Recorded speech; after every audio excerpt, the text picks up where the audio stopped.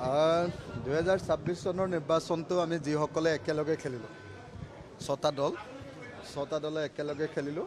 গতিকে সেই ছটা দলে আজি লগ হ'ম, লগ হৈ কাৰ কেনেকুৱা পজিশ্যন, আমি কিমানখন আসনত কোনটো দলে জয়ী হ'ম, সেই সম্পৰ্কে আজি আলোচনা হ'ব। আলোচনা হোৱাৰ পাছত ডেফিনেটলি ভৱিষ্যতৰ চৰকাৰ গঠন কৰিব পৰা যাবনে নাযাব সেই সম্পৰ্কেও পৰ্যালোচনা হ'ব। এই আটাইবিলাক বিষয়ে আলোচনা হ'ব আৰু আলোচনা হৈ একেলগতে এসাঁজ আমি ভাত খাম আৰু আমাৰ পৰ্যালোচনা অনুসৰি আমি বিৰোধী দলবিলাকে চৰকাৰ গঠন কৰিব পাৰিম। আমি 7+। ডেফিনেটলি জিকিব, ডেফিনেটলি। আৰু ৰচিদ মণ্ডলটো জিকিবই আৰু ৰচিদ মণ্ডলটো জিকিবই। মানে চবেতো ক'বই, কিন্তু কথাটো হ'ল ৰচিদ আলম তেখেতে নিজে যিহেতু খেলিছে তেখেতে ক'বই, কিন্তু মোৰ মতে আৰু আপোনালোকে নিজে দেখিব কেইদিনমানৰ পাছতো দেখিবই, আমাৰ কেণ্ডিডেট জিকিব।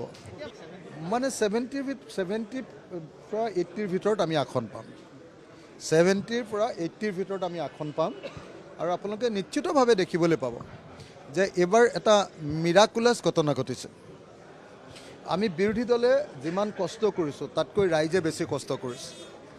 এইবাৰ বিৰোধী দলে যিমান বেছি চেষ্টা কৰিছে তাতকৈ এইবাৰ ৰাইজে বেছি প্ৰাৰ্থনা কৰিছে। এইবাৰ সকলোৱে বিচাৰিছে যে হিমন্ত বিশ্ব শৰ্মাক এইবাৰ শাসনৰ পৰা খেদি দিয়া হওক। এইবাৰ সকলোৱে বিচাৰিছে যে আমাৰ স্বেচ্ছাচাৰী শাসন, আমাৰ ফেচিষ্ট শাসন, বিজেপি আৰু RSSৰ শাসন এইবাৰ ওফৰাই পেলোৱা হওক। অসমৰ জনতাক এওঁলোকৰ অগণতান্ত্ৰিক স্বৈৰতান্ত্ৰিক হিটলাৰী কাৰ্যকলাপৰ পৰা বচোৱা হওক। আমাৰ দেশৰ গোটেই ব্যৱসায় বাণিজ্য শেষ কৰি পেলাইছে বিজেপিয়ে, ব্যৱসায়ীবিলাকক বচোৱা হওক। আমাৰ দেশত বস্তুৰ মূল্য বৃদ্ধি ইমান বেছি হৈ গৈছে, মানুহ টিকিব নোৱাৰা হৈছে, মানুহৰ বাক স্বাধীনতা নাইকিয়া হৈ গৈছে। এই সমস্ত বিপদৰ পৰা অসমৰ মানুহক বচাবৰ কাৰণে এইবাৰ অসমৰ মানুহে প্ৰাৰ্থনা কৰিছে যে এইবাৰ বিজেপি পৰাভূত হওক, হিমন্ত বিশ্ব শৰ্মা পৰাভূত হওক। সেইকাৰণে আমি যিবিলাক মানে একেবাৰে জিকিবই বুলি ভবা নাছিলোঁ, সেইবিলাক মানুহৰো এইবাৰ আমাৰ কণ্টেষ্ট হৈছে। এইবাৰ অভূতপূৰ্ব এটা ইলেকশ্যন হৈছে। আপোনালোকে যদিও মুকলিমূৰীয়াকৈ কথাখিনি কোৱা নাই, যদিও চৰকাৰে 90+ পাম বুলি কৈ আছে, কিন্তু আপোনালোকে নিজে দেখিবলৈ পাব যে বিজেপি আৰু NDA 30ৰ পৰা 40ৰ আসন পাব আৰু বিৰোধী দলবিলাকে 70ৰ পৰা ওপৰলৈকে কিমান যাব পাৰে সিমান আসনলৈ আগবাঢ়ি যাব।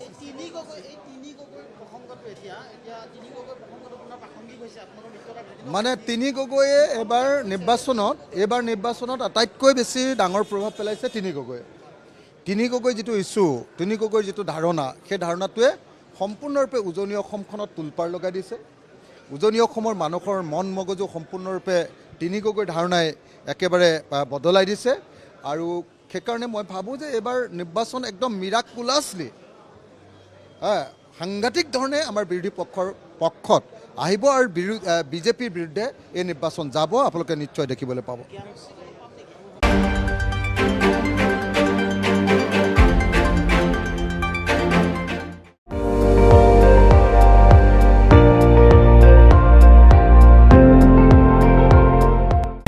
আপুনি চাই আছে ND24, সৰ্বশ্ৰেষ্ঠ নহয় সৰ্বোত্তমৰ দৌৰত।